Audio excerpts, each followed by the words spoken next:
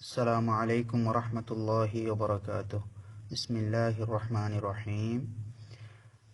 ইতিপূর্বে আমি আপনাদেরকে আলিফ থেকে র পর্যন্ত হরফগুলো পড়িয়েছিলাম। আজকে পড়াবো জা থেকে সদ পর্যন্ত। আপনারা খুব মনোযোগ সহকারে এই অক্ষরগুলো আপনারা একটু শুনবেন এবং আমার সাথে সাথে বলে আপনারা অক্ষরগুলো শিখে নেওয়ার চেষ্টা করবেন। জা থেকে সদ পর্যন্ত আজকে আমরা পড়াবো। জা এটা হচ্ছে আরবি বর্ণ, এটার উপরে একটা নোক্তা রয়েছে জার উপর। জা এটা একটু চিকন একটা শব্দ বাইর হবে, এই শব্দটার সহিত জা উচ্চারিত হবে। জা এটার মাখরাজ হচ্ছে জিহ্বার আগা সামনের নিচে দুই দাঁতের মাঝখান বরাবর লাগে, ওইখান থেকে জা উচ্চারিত হবে। তাহলে এখন আমরা মাখরাজটা খুব সুন্দরভাবে এখানে পটুর মধ্যে খুব সুন্দরভাবে আমরা দেখে নেব। যখন উচ্চারিত হবে তখন জিহ্বার আগা সামনের নিচের দুই দাঁতের মাঝখান বরাবর লেগে উচ্চারিত হবে। এই যে দেখেন, এটা হচ্ছে জিহ্বা, এটা হচ্ছে দাঁতের উপরিভাগ অর্থাৎ মাঝখান ভাগ এবং উপরিভাগ পুরোটা মিলেই, উপরিভাগ থেকে নিয়ে মাঝখান পর্যন্ত পুরোটা মিলেই এই অক্ষরটা উচ্চারণ হবে জা। জা এভাবে অক্ষরটা উচ্চারণ। আবারও দেখুন আপনারা, এটা হচ্ছে জিহ্বার আগা, এটা হচ্ছে দাঁতের মাঝখান ভাগ। জিহ্বার আগা যখন দাঁতের মাঝখান থেকে নিয়ে পুরোটা যখন দাঁতের মাঝখান এবং গোড়ার সহিত পুরোটা যখন একসাথে লাগবে, ওইখান থেকে জা এভাবে অক্ষরটা উচ্চারিত হবে। আপনারা আমার সাথে সাথে এই অক্ষরটা বলে খুব ভালোভাবে শিখে নিন। জা, জা, জা, জা, জা, জা। ঠিক আছে, এখন সামনের অক্ষরের দিকে আসি আমরা। এই অক্ষরটা হচ্ছে সিন। এই অক্ষরটাকে আমি টেনে উচ্চারণ করেছি। কেন টেনে উচ্চারণ করেছি সেটা ইনশাআল্লাহ সামনে আমরা বুঝবো। সিন, এই অক্ষরটা জায়ের মাখরাজ থেকে একই মাখরাজ। তাহলে আমরা এখন মাখরাজটা দেখি কোথা থেকে সিন উচ্চারিত হয়। এটা হচ্ছে আপনারা ফটোর মধ্যে দেখতেছেন, খুব সুন্দর, আপনারা ভালোভাবে লক্ষ্য করুন। এটা হচ্ছে জিহ্বার আগা। জিহ্বার আগা যখন এই যে এটা হচ্ছে সামনের নিচের দাঁত, সামনের নিচের দাঁতের সহিত নিচের মাঝখান থেকে নিয়ে পুরাটা দাঁত যখন জিহ্বাটা লাগবে, তখন এখান থেকে সিন উচ্চারিত হবে। সিন এভাবে উচ্চারিত হবে। আবার লক্ষ্য করুন আপনারা, জিহ্বা এটা হচ্ছে জিহ্বার আগা, এটা হচ্ছে দাঁতের মাঝখান। জিহ্বার আগা যখন দাঁতের মাঝখান থেকে নিয়ে নিচের ভাগ যখন একসাথে লাগবে, ওইখান থেকে সিন এই অক্ষরটা উচ্চারিত হবে। আপনারা আমার সাথে সাথে বলুন, সিন একটা শব্দ বাইরে হবে এই অক্ষরগুলো উচ্চারণের সময়। আপনারা খুব সুন্দরভাবে আমার সাথে সাথে বলে শিখে নিন। সিন, সিন,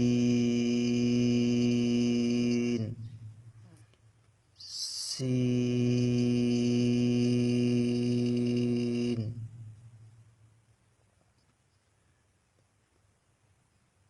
সিন।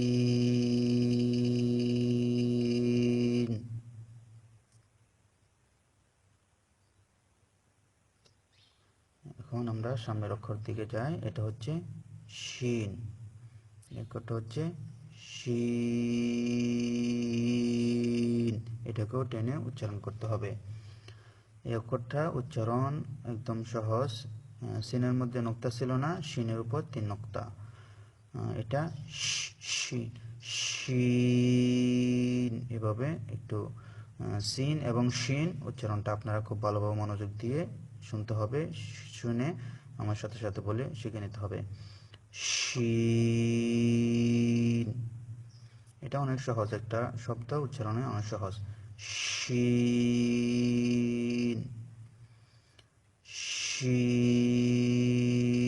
জিহ্বার মাঝখান উপরে তালুর সঙ্গে লেগে হয়ে এখান থেকে শিন এভাবে উচ্চারিত হয়।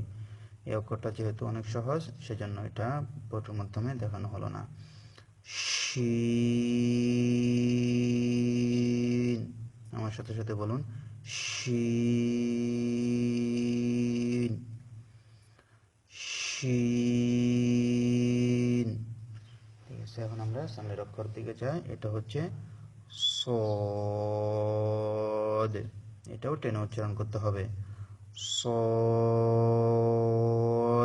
একটু লক্ষ্য করুন, সদ, এভাবে চিকন করে শব্দ বাইর হবে। এই অক্ষর সদ, সিন, জা, তিনটা অক্ষর মাখারাজ হচ্ছে একই মাখারাজ, তবে সদ একটু মোটা হবে, সিন জা চিকন ছিল। এখন সদ মাখারাজটা আমরা একটু দেখি কিভাবে সদ উচ্চারিত হয়, আমরা এখানে দেখে খুব ভালোভাবে শিখে নিতে পারবো। এই যে এটা হচ্ছে জিহ্বার আগা। জিহ্বার আগা যখন সামনের নিচে দুই দাঁতের মাঝখান বরাবর লাগবে, মাঝখান থেকে নিয়ে পুরোটা নিচের দাঁত বরাবর যখন লাগবে, তখন এখান থেকে সদ এই অক্ষরটা খুব ইজিভাবে উচ্চারিত হয়ে যাবে। তবে এই অক্ষরটা একটু মোটা হবে। জা এবং সিন এই অক্ষরগুলা চিকন ছিল, এই অক্ষরটা মোটা হবে।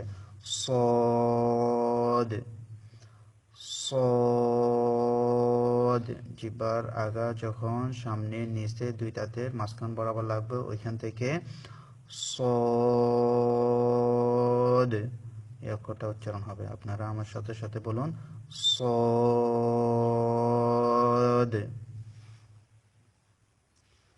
আপনারা আমার সাথে সাথে একটু লক্ষ্য করে বলুন সদ। সদ একটু মোটা করে উচ্চারণ হবে। সিন এবং জা চিকন শব্দ ছিল, কিন্তু সদ মোটা হয়ে উচ্চারিত হবে। একটু খুব ভালোভাবে মোটা করে আপনারা উচ্চারণ করার চেষ্টা করবেন। সদ, সদ,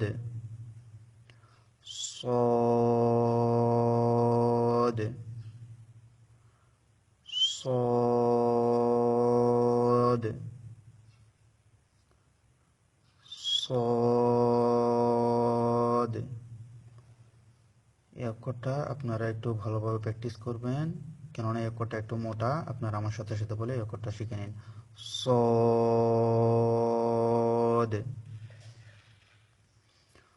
সদ, সদ,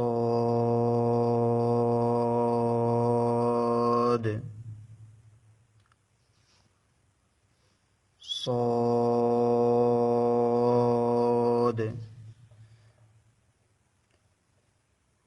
এই অক্ষরটাকে একটু মোটা করে বলতে হবে। আবার বলছি বারবার, এই অক্ষরটা মোটা করে বলতে হবে, সদ, এভাবে। এখন আমরা দেখি এই অক্ষরটা সম্পর্কে আরো কিছু আলোচনা করি। যেমন সিন এবং সদ। সদ হবে মোটা, সিন হবে চিকন। যেমন হামজা, হামজার মধ্যে আলিফের মধ্যে জবর হলে হামজা ধরা হয়, এখন বানান করতে হবে আস। এখন হামজা সদ জবর আস, তাহলে আপনারা দেখুন আস, আস, চিকন এবং মোটা খুব ভালোভাবে আপনাদেরকে লক্ষ্য রাখতে হবে। কোনটা চিকন কোনটা মোটা এই বিষয়টা আপনারা খুব ভালোভাবে আমার থেকে শুনে শুনে খুব ভালোভাবে শিখে নেবেন। এটা হচ্ছে আস, এটা হচ্ছে আস, এটা হচ্ছে আস, আস। তাহলে আস এবং আস, আস যখন বলবেন তখন সদ আওয়াজটা মোটা হবে, আস। এটা হচ্ছে হামজা সিন জবর আস, হামজা সদ জবর আস, আস আর আস। বেশ কমটা আপনারা অবশ্যই বুঝে নেবেন, আস। তাহলে এটা বারবার বলা হচ্ছে, আপনারা খুব মনোযোগ সহকারে এই অক্ষরগুলো একটু প্র্যাকটিস করে নেবেন। আস এবং আস এই অক্ষরগুলা একটু খুব ভালোভাবে মনোযোগ দিয়ে শুনবেন, শুনে খুব ভালোভাবে আপনারা ব্যবধানটা বুঝে নেবেন। ব্যবধানটা যদি বুঝতে না পারেন তাহলে উভয় অক্ষর সমান হয়ে যাবে। এই অক্ষরটা আবার আপনারা আমার সাথে সাথে উচ্চারণ করুন, সদ, সদ, সদ।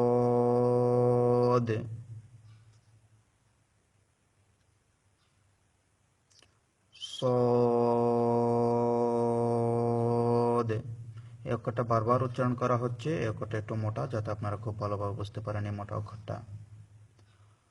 সদ। আরো কিছু কথা এখানে এই তিনটা অক্ষর নিয়ে বলে নেই, সেটা হচ্ছে জা, সিন, সদ। এই তিনটা অক্ষরকে বলা হয় হরফে সফেরিয়া, অর্থাৎ চড়ুই পাখির অক্ষর। চড়ুই পাখি যেমন কিসকিস শব্দ করে, এই অক্ষর তিনটা উচ্চারণ করার সময় কিসকিস শব্দ বাইর হবে। যেমন জা, সিন, সদ। এই তিনটা অক্ষর উচ্চারণ করার সময় একটু চিকন করে শব্দ বাইর হবে, তবে সদ মোটা হবে, সিন পাতলা হবে, জা এটাও পাতলা হবে। জা। আসসালামু আলাইকুম রহমতুল্লাহ। পরবর্তী ভিডিও পেতে ইউটিউবে সাবস্ক্রাইব করুন ওহির পথ। আর কোরআনুল কারীম শেখার জন্য হোয়াটসঅ্যাপে নাম্বারে যোগাযোগ করুন। কোরআনুল কারীম শেখানো হয় সম্পূর্ণ ফ্রি এবং সূরা প্রশ্নোত্তর গ্রুপ